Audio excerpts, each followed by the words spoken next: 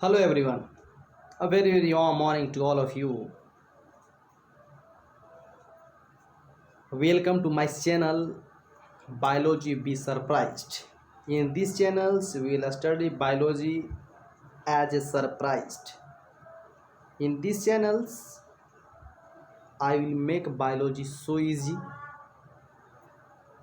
Today, I will teach you a chapter Living World of class 11th. This chapter is very easy and this chapters is very important for your examination point of view and as a as well as life point of view. In this chapter we will study or we will read about the living organisms, what are the characteristics of living organisms, what is biodiversity, what is taxonomy. बहुत सारे चीज़ों के बारे में हम इस chapter में पढ़ेंगे। तो ये जो चैप्टर है द लिविंग वर्ल्ड हमें क्या बताती है? हमें ये बताती है कि लिविंग ऑर्गेनिज्म होते क्या हैं, किन्हें लिविंग ऑर्गेनिज्म रियल में कहा जाता है। इन सारे चीज़ों के बारे इस चैप्टर में डिस्कस करेंगे। तो ये चैप्टर होगा काफ़ी आपके लिए इंटरेस्टिंग होगा।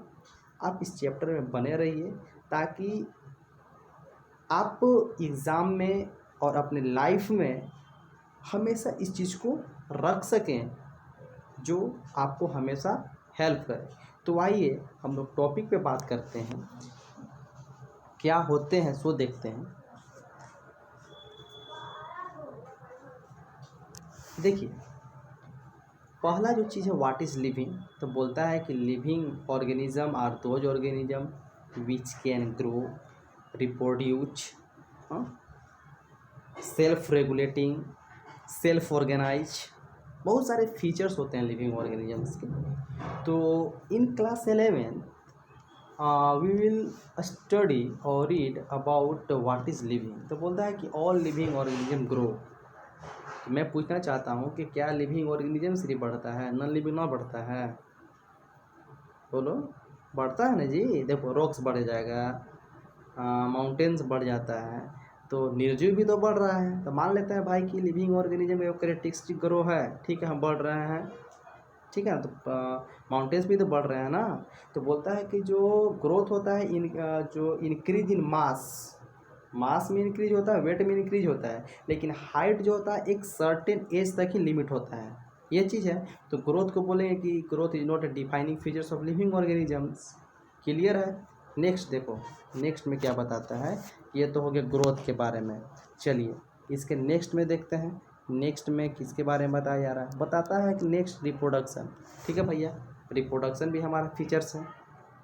तो बताइए कि जो रिप्रोडक्शन है वो डिफाइनिंग फीचर्स है लिविंग ऑर्गेनिज्म का, यानी कि क्या रिप्रोडक्शन सिर्फ सजीव में ही होता है, क्या निर्जीव में नहीं होता है? तो भाई होता है, उसको पर्सोनिफिकेशन कहते हैं। भैया होता कैसे है? तो लीजिए सुनिए। बोलता है कि मान के चलिए कि बादल बन रहा है, ठीक है, बादल बन रहा है। तो बादल बन रहा है और बादल टूट रहा है, यानी कि वो भी एक नए बादल का निर्माण कर रहा है इन केस। और रिप्रोडक्शन में होता क्या है कि हम भी अपने एक नए ऑफस्प्रिंग को प्रोड्यूस करते हैं। तो यहाँ पे भी तो देख रहे हैं कि रिप्रोडक्शन दो केस में हो रहा है। तो इसको हम नहीं बोल सकते हैं कि जो रिप्रोडक्शन है, यानी कि रिप्रोडक्शन भी डिफाइनिंग फीचर्स लिविंग ऑर्गेनिज्म का नहीं है। ये जो केस है वह लिविंग ऑर्गेनिज्म में, नॉन लिविंग ऑर्गेनिज्म में भी देखा जा रहा है। इसके दो टाइप्स होते हैं। बोलता है कि भैया रिप्रोडक्शन एक प्रक्रिया है जहाँ पे नया संतान का उत्पत्ति होता है। बोलता है कि हमारा दो टाइप है, दो बेटा है, पहला का नाम है सेक्सुअल, दूसरा का नाम है सेक्सुअल। और सेक्सुअल कहता है कि भैया हमको सिर्फ सिंगल पेरेंट ज़रूरत है, सिंगल गैमेट्स ज़रूरत है। लेकिन सेक्सुअल कहता है कि हमको टू पेरेंट्स गैमेट्स ज़रूरत है, हमको टू पेरेंट्स चाहिए, तब हम अपने ऑफस्प्रिंग को प्रोड्यूस कर सकते हैं, ठीक है ना। माने ये किसी पर डिपेंड है। सेक्सुअल रिप्रोडक्शन क्या होते हैं, डिपेंडेंट होते हैं, लेकिन असेक्सुअल जो होते हैं डिपेंडेंट नहीं होते। उनके पास कैपेबिलिटी होता है कि खुद एक नए ऑफस्प्रिंग को प्रोड्यूस कर सकते हैं, लेकिन जो सेक्सुअल होते हैं उनको ज़रूरत पड़ता है दूसरे गैमेट्स का, ठीक है ना। तो कुछ कुछ ऐसे जो यूनिसेलुलर ऑर्गेनिज्म होते हैं, जैसे कि ईस्ट होते हैं, हाइड्रा होते हैं, ठीक है ना। तो ये जो चीज़ें होती हैं इनमें क्या होते हैं कि वो अपने जो ऑफस्प्रिंग जो प्रोड्यूस करते हैं अपने लास्ट पार्ट ऑफ बॉडी से प्रोड्यूस कर जाते हैं। लेकिन मल्टी सेलुलर ऑर्गेनिज्म में हमेशा ये देखा जाता है कि उनमें जो रिप्रोडक्शन होता है वह टू पेरेंट्स गेमेट्स की ही मदद से ही होता है। और इसमें कुछ नहीं, एक इसमें वर्ड होता है in vitro in vivo. In vitro का मतलब होता है बाहर, इन विवो का मतलब होता है अंदर, ठीक है ना। तो बोलता है पहले हम मेटाबॉलिज्म आते हैं, इसका जो एक नेक्स्ट कैरेक्टरिस्टिक है वो मेटाबॉलिज्म है। तो मेटाबॉलिज्म क्या कहता है सो देखते हैं। नहीं, इसके पहले पढ़ते हैं हम लोग cellular organisation of the body. बोलता है कि सेल क्या होते हैं। सेल जो होता है भैया एक स्ट्रक्चर फंक्शनल यूनिट है जिंदगी का, जीवन का। बिना सेल के तो शरीर नहीं है। तो भाई मान लेते हैं कि शरीर है तो सेल है। तो जहाँ पे सेल का स्टडी कहा किया जाता है उसको साइटोलॉजी कहते हैं, ठीक है। तो सेल बना, सेल से टिश्यू बना, टिश्यू से ऑर्गन बना, ऑर्गन से ऑर्गन सिस्टम बना, उसके बाद ऑर्गेनिज्म बोला। तो बोलता है कि cellular organisation is the defining features of living organism. एक नया वर्ड आता है स्टिमुलस, माइंड में डाल लेना। स्टिमुलस क्या होता है कि कंडीशन और things in which living organism responds, ठीक है ना। एक ऐसा कंडीशन होता है जहाँ पे लिविंग ऑर्गेनिज्म रिस्पॉन्स क्रिएट करता है। हमारा स्पाइनल कॉर्ड हमारे ब्रेन को सिग्नल देता है, अब बेटा बोलता है कि यहाँ से ये चीज़ हटाओ। जैसे कहने का मतलब कि तुम रोटी वोटी बना रहे हो तो होता है कभी कभी तुम्हारा रोटी मेरे हाथ में जल जाता है, तो तुम्हारे स्पाइनल कॉर्ड तुम्हारे ब्रेन को क्या करता है, एक सिग्नल भेजता है, बोलता है कि भैया हटाइए। तो यानी एक रिस्पॉन्स क्रिएट करता है। तो इसीलिए कहा जाता है जो कंसिनेंस होता है, consciousness the defining features of living organism. चलिए उसके बाद हम लोग पढ़ते हैं मेटाबॉलिज्म। उसका एक अलग फीचर है। तो बोलता है कि मेटाबॉलिज्म क्या होता है। देखिए मेटाबॉलिज्म एक नाम, उसका दो बेटा है। एक बेटा का नाम है कैटाबॉलिज्म, दूसरा बेटा का नाम है एनाबॉलिज्म। मेटाबॉलिज्म क्या कहता है, बोलता है कि हमारे बॉडी में जितना भी केमिकल रिएक्शन हो रहा है, हमारे बॉडी में जितना भी केमिकल रिएक्शन हो रहा है, या वो फिजिकल हो रहा है, साइकोलॉजिकल हो रहा है, किसी भी तरह का केमिकल रिएक्शन हमारे शरीर में चल रहा है तो उसको बोलते हैं मेटाबॉलिज्म। कैटाबॉलिज्म का क्या काम है कि बड़ा से छोटा कर देता है, और एनाबॉलिज्म का काम है कि छोटा से बड़ा कर दे। यानी कि हम कोई शादी ब्याह में बारात उरात में गए तो खाना चाहिए एगो रसगुल्ला तो खा लिए 4 गो रसगुल्ला, खाना चाहिए एगो दही बारा तो खा लिए 4 गो दही बारा, खाना चाहिए 2 गुपचुप तो खा लिए 10 गुपचुप। जितना बॉडी को एनर्जी चाहिए तो उतना ले लिया, लेकिन जो कुछ एनर्जी एक्स्ट्रा लिए वो हमारा लीवर में स्टोर हो गया, ठीक है ना। तो लीवर में हमारा स्टोर हो गया। एनर्जी हमारे शरीर में 2 जगह स्टोर होता है, पहला होता है लीवर में, दूसरा होता है एडिपोज टिश्यू में। तो हमारा तो बॉडी में स्टोर हो गया, लेकिन जब हम लोग कोई फास्टिंग वस्टिंग करते हैं तो होता क्या है कि हमारा जो स्टोर फूड होता है वो वर्क करता है। यानी कि पहले तो हम लोग देखें कि कॉम्प्लेक्स फूड को सिंपल बना दिया कैटाबॉलिज्म, और उसी जो स्टोर फूड को सिंथेसिस करके हमारा बॉडी से एनर्जी क्रिएट कर रहा है, एनर्जी निकाल रहा है, एनाबॉलिज्म। तो सिंथेसिस ऑफ आरएनए डीएनए हम लोग क्या बोल सकते हैं, एग्जाम्पल ऑफ एनाबॉलिज्म, और respiration is the example of catabolism. आगे देखते हैं आगे क्या है इसमें पढ़ना है हमको। यहाँ तक तो क्लियर हो गया आप लोग का। ये तो क्लियर हो गया कंसिनेंस। तो एक मेटाबॉलिज्म आपको पढ़ा ही दिए। उसके बाद एक वर्ड आता है बायोडाइवर्सिटी। पहले तो डाइवर्सिटी समझिए। डाइवर्सिटी का मतलब होता है विविधता, बायो का मतलब होता है लाइव, डाइवर्सिटी का मतलब विविधता। यानी कि ज़िंदगी में जो विविधता है, बहुत सारे जो वेराइटी के चीज़ें हमारे धरती पर प्रेजेंट है, उसी को बायोडाइवर्सिटी बोलते हैं। बोलता है कि presence of large variety of plants याद रखिए, एनिमल्स याद रखिए, माइक्रो ऑर्गेनिज्म याद रखिए। कहाँ पाया जाता है, जियोग्राफिकल एरिया में पाया जाता है, पार्टिकुलर जियोग्राफिकल एरिया में पाया जाएगा, सर्टन जियोग्राफिकल एरिया में पाया जाएगा, तो उसको हम लोग बोलते हैं बायोडाइवर्सिटी। यहाँ तक तो क्लियर है, कोई कन्फ्यूजन नहीं है। बोलता है कि जो बायोडाइवर्सिटी का ज़रूरत क्या है भाई, तो बायोडाइवर्सिटी का ज़रूरत इसलिए है कि हमारे इकोलॉजिकली को बैलेंस करता है, हमारा जो इन्वायरमेंटल सिस्टम है उसको बैलेंस्ड बना कर रखता है। यदि बायोडाइवर्सिटी ख़राब हो जाता है, यानी कि जितना प्लांट्स चाहिए उतना नहीं है, जितना एनिमल्स चाहिए उतना नहीं है, तो हो सकता है कि जो हमारा इकोलॉजिकली जो बैलेंस है प्लांट्स एनिमल्स के बीच, हम लोग के बीच में, वो क्या हो जाएगा कि धीरे धीरे घटना शुरू हो जाएगा। तो बोल रहे डेफिनेशन एग्जाम में पूछ जाएगा कि व्हाट इज बायोडाइवर्सिटी, सीधा कहिएगा बायोडाइवर्सिटी जो होते हैं large amount of plants animals and microorganism का पाया जाना किसी भी जगह पर, उसको बायोडाइवर्सिटी बोलते हैं। आगे देखिए, यहाँ तक तो क्लियर हो गया। एक वर्ड आता है नोमेनक्लेचर, नामकरण। किसी भी ऑर्गेनिज्म का, किसी भी प्लांट्स का, किसी भी एनिमल का एक स्टैंडर्ड नाम देना, ICZN के बेस पे एंड ICBN के बेस पे। ICZN का मतलब होता है international code of, ICBN international code of botanical nomenclature and ICZN international code of zoological nomenclature. तो उनके बेस पे किसी का नामांकन करना उसको नोमेनक्लेचर कहते हैं, और नामांकन करने के बाद उसका डिस्क्राइबेशन करना उसको आइडेंटिफिकेशन कहते हैं, ठीक है। देखिए जब ऐसा तरह का नाम लिखा जाएगा तो नाम दो तरह का लिखा जाएगा। पहला जो नाम लिखा जाएगा, ठीक है ना, दो तरह का नाम लिखा जाएगा। तो दो तरह में नाम जो लिखा जाता है, एक जीनस होगा, एक स्पीसीज होगा। एक क्या होंगे, एक जीनस होंगे और दूसरे स्पेस। लेकिन जो पहला नाम होगा वो जीनस होगा और दूसरा नाम जो होगा वो स्पेसीज होगा। तोरा से कोई पूछ दे, तुमसे कोई पूछे कि बताओ भैया कि मैंगो के क्या कहती है, साइंटिफिक नेम क्या है, तो डायरेक्ट बोलना है कि मैंगो का जो साइंटिफिक नेम होता है उसको बोलते हैं मैग्नीफेरा इंडिका।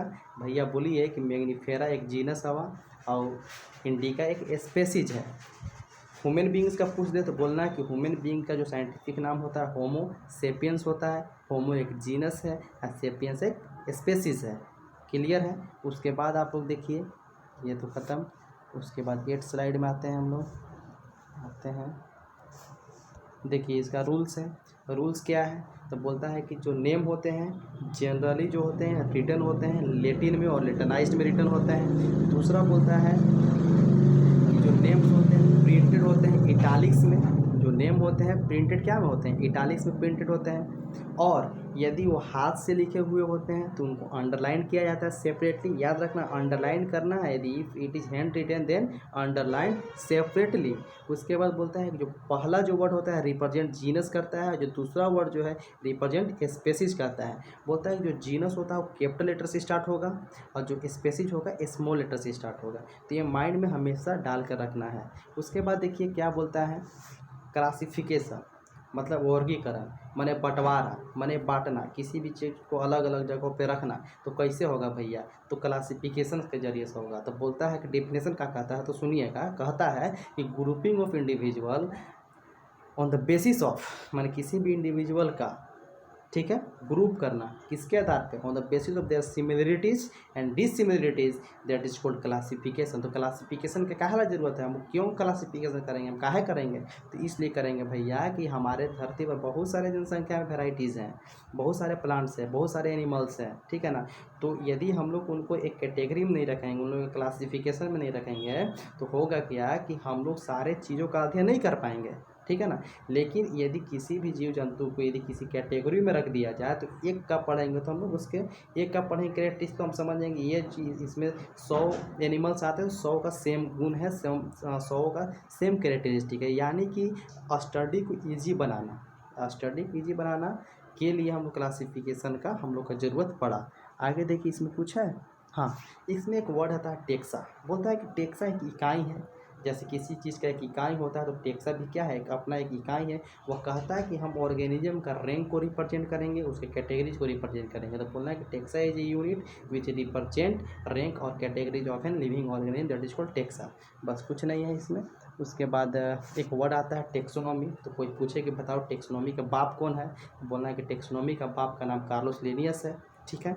किसका बाप है, टेक्सोनॉमी का बाप है। तो टेक्सोनॉमी क्या होता है, तो बोलना है कि taxonomy is the branch of science, sorry taxonomy is the branch of biology which deals with the study of naming identification and classification. मतलब कि एक बायोलॉजी का ब्रांच है जहाँ पे हम लोग उसके प्लांट या एनिमल्स को उसके नेमिंग के बारे में पढ़ते हैं, आइडेंटिफिकेशन के बारे में पढ़ते हैं, और तीसरा उसके क्लासिफिकेशन के बारे में पढ़ते हैं। यहाँ तक तो ख़त्म। 8 स्लाइड, 9 स्लाइड में आते हैं। देखिए सिस्टमेटिक्स क्या होता है, जो वर्ड होते हैं, एक वर्ड सिस्टमेटिक। तो बोलता है कि the study of diversity of organism, the study of diversity of an organism on the basis of there comparative and evolutionary relationship. किसी भी डाइवर्सिटी का अध्ययन करना किसके बेसिस पे, उसके तुलना के बेसिस पे, ठीक है ना, सिस्टम वाइज, और उसके शुरुआती इवोल्यूशनरी रिलेशनशिप के बेसिस पे स्टडी करना, उसको बोलते हैं सिस्टमेटिक। कहने का सीधा मतलब समझो कि सिस्टम वाइज, मतलब किसी भी चीज़ का अध्ययन सिस्टम वाइज करना, ठीक है ना। तो सिस्टम वाइज क्या होगा, किसी भी दो चीज़ का तुलना करेगा, भाई ये कैसा है, ये कैसा, ये बढ़िया, इसको यहाँ डालो, ये अच्छा, इसको यहाँ डालो, ठीक है। उसका शुरुआत में वो क्या था, शुरुआत में ये क्या था, तो दोनों कंपेरिजन करके उसको एक अलग जगह पर रखना, उसको बोलते हैं सिस्टमेटिक्स। अब देखो टेक्सोनॉमिक कैटेगरीज क्या होते हैं, ठीक है। तो टेक्सोनॉमिक कैटेगरीज क्या होते हैं कि in classification there are different steps. Classification में क्या होते हैं, बहुत सारे स्टेप होते हैं। विच आर कोल्ड रैंक, जो रैंक बहुत सारे जो स्टेप होते हैं उनको क्या कहा जाता है, रैंक कहा जाता है। क्लियर है। और ये जो टेक्सोनॉमिक जो अरेंजमेंट होते हैं, जो ये टेक्सोनॉमिक अरेंजमेंट होते हैं तो इन्हीं अरेंजमेंट और रैंक को हम लोग टेक्सोनोमिक कैटेगरीज बोलते हैं। अब इन सारे टेक्सोनोमिक कैटेगरीज मिलकर एक टेक्सोनोमिक हायरार्ची बनाते हैं। इन सारे टेक्सोनोमिक कैटेगरीज मिलकर क्या बोलते हैं, एक टेक्सोनोमिक हायरार्ची बनाते हैं। जैसे पहले क्या आते हैं, छोटे, सबसे छोटे क्या है, स्पीशीज, उसके बाद genus, family, order, class, phylum, division, kingdom, इन सारे चीज़ें हैं। तो हमको लगता है कि टेक्सोनोमी समझ गए, टेक्सोनोमिक कैटेगरी समझे कि in classification there are different steps, classification बहुत डिफरेंट स्टेप होते हैं, विच आर कॉल्ड रैंक और कैटेगरीज, ठीक है ना। In taxonomic arrangement and this arrangement is called taxonomic categories and all the taxonomic categories is called taxonomic hierarchy. हम लोग आगे पढ़ते हैं टेक्सोनोमिक हायरार्ची, देखते हैं। टेक्स्ट तो हम बता ही दिए हैं उनका कि 9-10 स्लाइड में देखिए। हाँ, स्पेसिस क्या होते हैं, तो स्पेसिस का मतलब होता है group of individual having more common feature, मतलब कि बहुत सारे ऐसे इंडिविजुअल जिसका बहुत सारा कॉमन फीचर एक दूसरे से मिलता जुलता हो, उसको स्पेसिस कहते हैं। जीनस क्या बोलते हैं, group of species having more, group of species having more common features to form genus, मतलब बहुत सारे स्पेसिस का, ठीक है ना, बहुत सारे स्पेसिस का जो फीचर्स होता है वो क्या बनाते हैं, जीनस बनाते हैं। एक फैमिली जो होते हैं,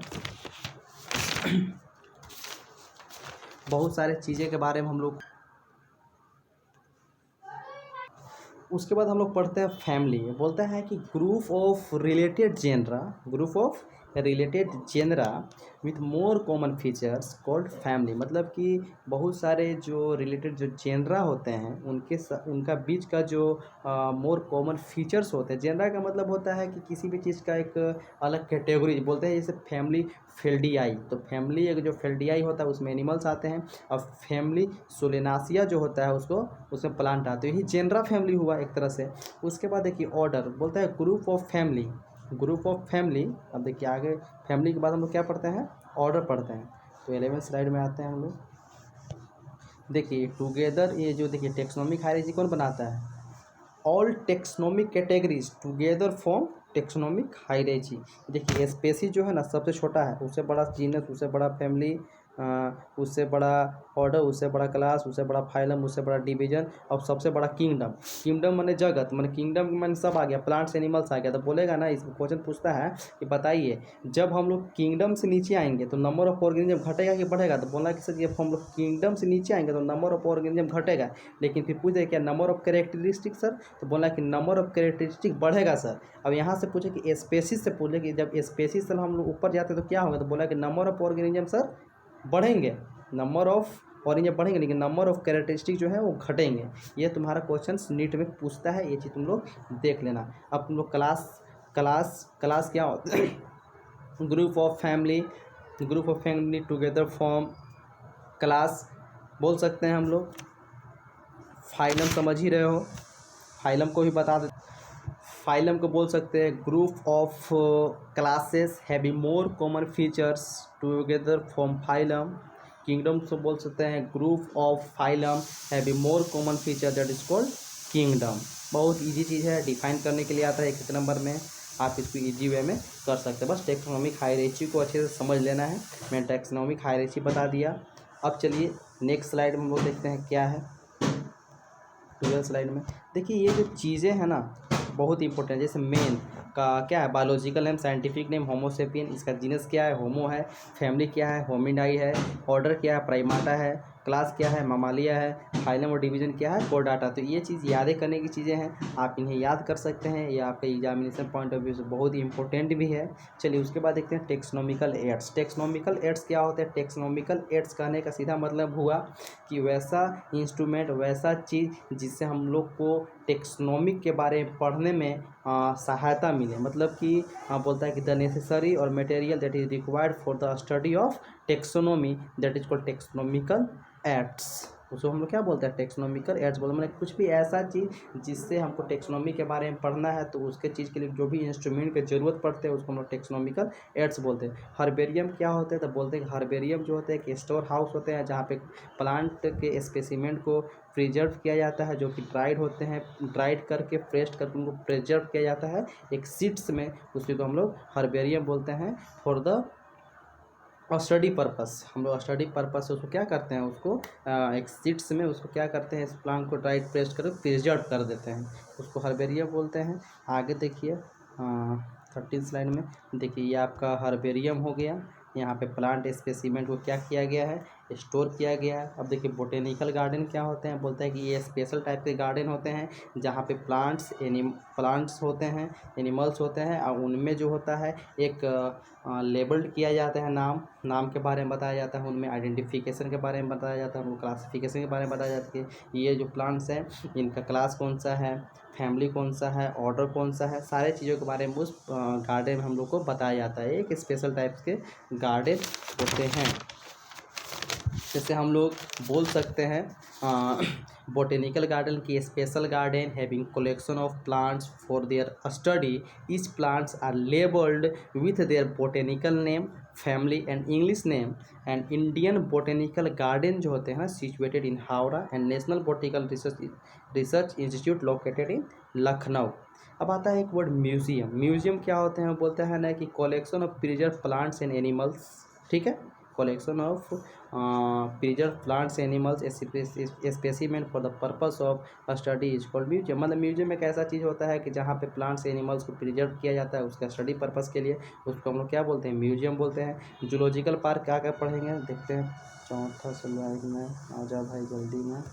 चौथा देखिए, जूलॉजिकल पार्क क्या होते हैं, बोलते हैं कि the place where wild animals are kept, ठीक है, in protected environment under human care के निगरानी में जो भी वाइल्ड एनिमल्स को रखा जाता है उसको हम क्या बोलते हैं, जूलॉजिकल पार्क बोलते हैं। अब देखिए एक लास्ट टॉपिक है की, बोलता है कि की द टेक्सोनॉमिकल एड्स, जो की होते हैं एक टेक्सोनॉमिकल एड्स होते हैं used for identification of plants and animals, used for identification of plants and animals on the basis of there similarity and dissimilarity.